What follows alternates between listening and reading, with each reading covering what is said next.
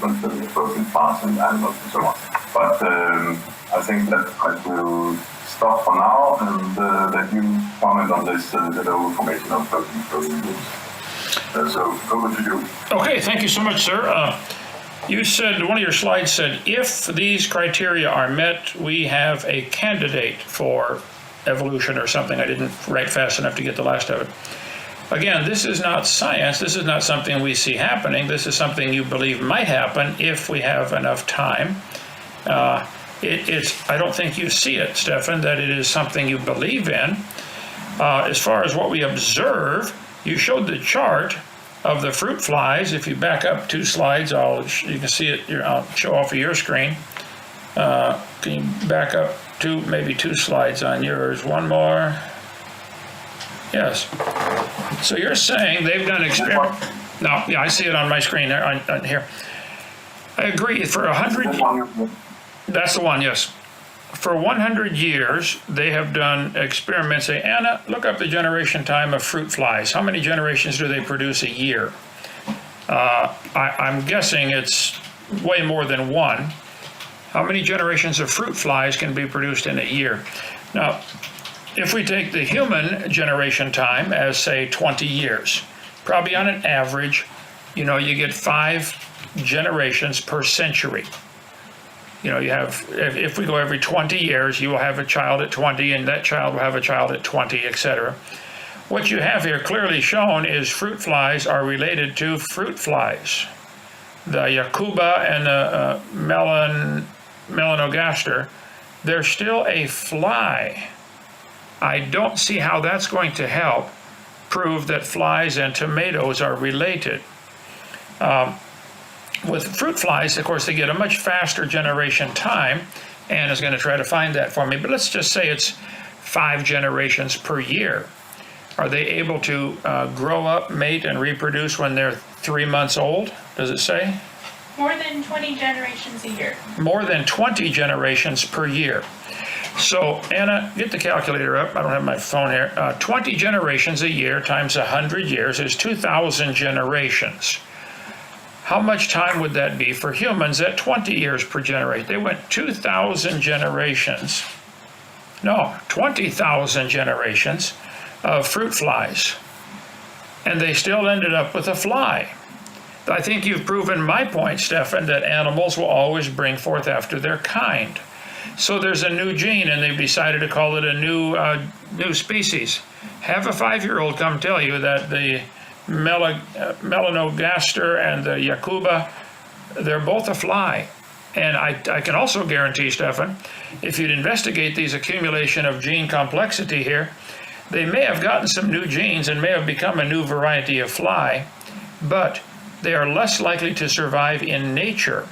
I asked you to supply one that shows genetic information that would improved genetic information. Just adding genetic information is not an answer to the problem. To change from an amoeba to a whale, which is what your theory says, took place over hundreds of millions of years. Okay, I'll give you 200 trillion years. Where's this new information coming from? Your example here of accumulation of genetic complexity is not going to help. You still have a fly. In 100 years, in 20,000 generations, you have turned a fly into a fly, which I think is exactly what the Bible said would happen. They would bring forth after their kind. Nick, look up the generation time for bacteria. I think it's even shorter.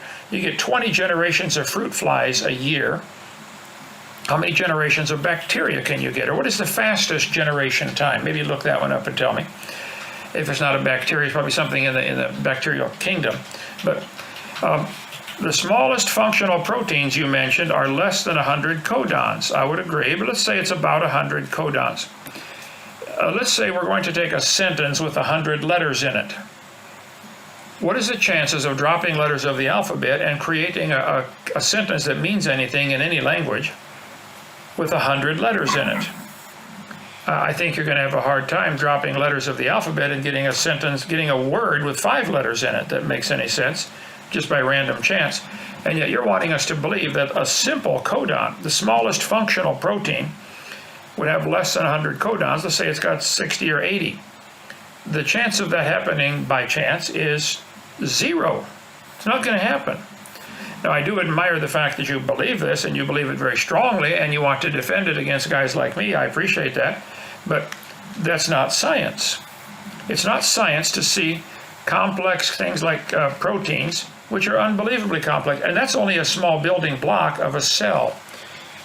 Making a protein is minor. It's like making a brick for a house and then claiming the whole house happened by chance. What is it? I don't know if it's the shortest or not, but E. coli, the generation time is 20 minutes. 20 minutes for E. coli bacteria. It says Clostridium perfringens is every 10 minutes. Every 10 minutes. Okay, how many 10-minute blocks are there in a year? Wow. Figure it out. 365.2422 times 24 times 6. That's how many generations you get. I don't care how many generations you give it, your E. coli or whatever, the bacteria, is always going to be a bacteria. And yet somehow somebody convinced you that bacteria can ultimately turn to whales if you have enough time. Time is not going to help. Time's going to make it worse, and things are going to die. We've seen examples, thousands of examples of extinction over time. I don't think we've seen any examples of new kinds of animals coming on. A new species of a fruit fly is still a fruit fly. It's the same kind of animal. So I would have to rest my case that you've offered no concrete examples of it actually happening. Or a mutation. You said Or a mutation that's beneficial in the wild, that's proven to be beneficial. I think we would agree that most birds can fly faster than most foxes can run. Why haven't any foxes developed wings so they could fly? If they're going to chase down their prey, well, grow some wings. That would be new information that would be beneficial for the fox. There aren't any. Why don't any animals that are eaten by by predators develop skin that is claw and tooth proof? Instead, they get killed over and over. There's just no examples of any beneficial mutations that created anything, new information that was helpful to the kind of animal. Let's see if I left anything hanging.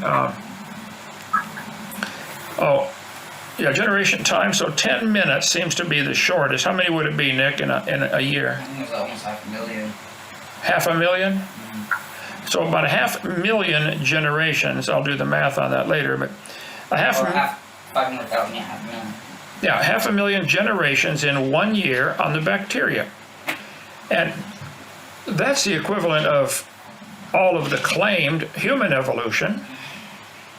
500,000 generations times 20 years for humans would be way more time than you guys think it took. And yet we've never seen these bacteria produce anything other than a bacteria. So I think I would rest my case that the Bible says they bring forth after their kind. There are no known exceptions to that.